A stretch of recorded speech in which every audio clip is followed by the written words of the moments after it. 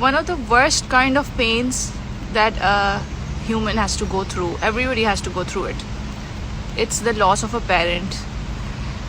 और मुझे समझ नहीं आता कि ये why is it so seldom talked about, क्योंकि ये इतना बड़ा दर्द है. जब से मैं इससे गुजरी हूँ मुझे हर वक्त दिल चाहता है कि मैं सिर्फ इसके बारे में बात करूँ. जब मेरे अब्बू गए थे तो all I 2.5 years later I still can't talk about my father in a single sentence without shedding a tear.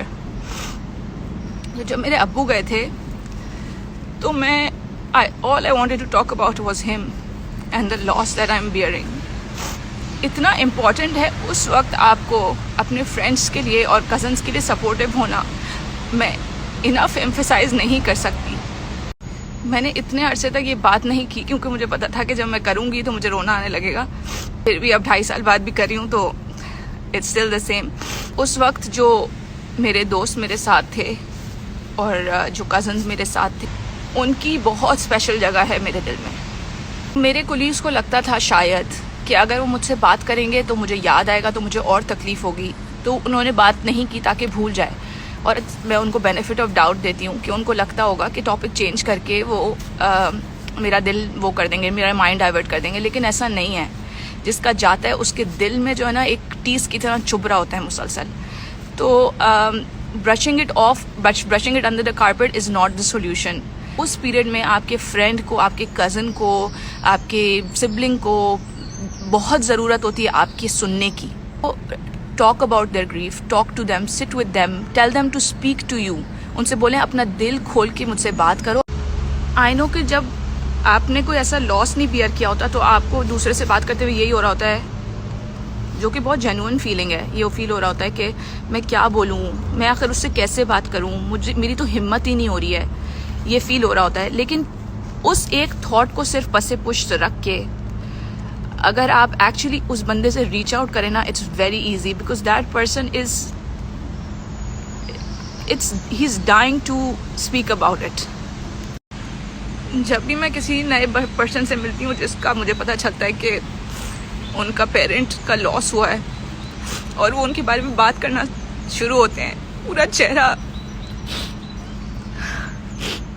वो अपने पेरेंट के बारे में जब बात करना शुरू होते हैं उनका चेहरा खिल जाता है. कहते हैं मेरे अब्बू ये करते थे, हमारे अब्बू बहुत बड़ा दस्तरखान करते थे, हमारे अब्बू ये करते थे, पूरा चेहरा खिल जाता है. और ये गलतियां ना समझी में ज़रूर मुझसे भी हुई होंगी कि कोई इस लॉस से गुजरा होगा और मुझे नहीं समझ आया होगा कि मैं कैसे डील करूं. तो ये हर किसी से हो सकती है. You are not a wrong person और you are not a bad person to have done this.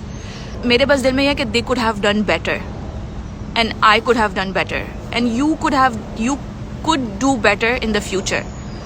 अगर कोई आपका ऐसा दोस्त है जिसका रिसेंटली कोई लॉस हुआ है या खुदा ना खास्ता फ्यूचर में किसी का लॉस हो, तो you should have this tiny bit of information that I gave you in your mind while dealing with them.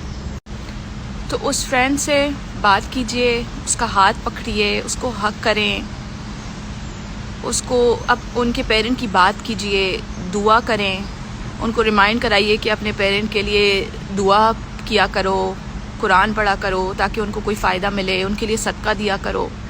या अगर बहुत अच्छा दोस्त है तो आप खुद सदका दें और आप कहें मैंने तुम्हारे फादर के लिए सदका दिया. इससे ज़्यादा बड़ा तोहफा आप नहीं दे सकते अपने दोस्त को.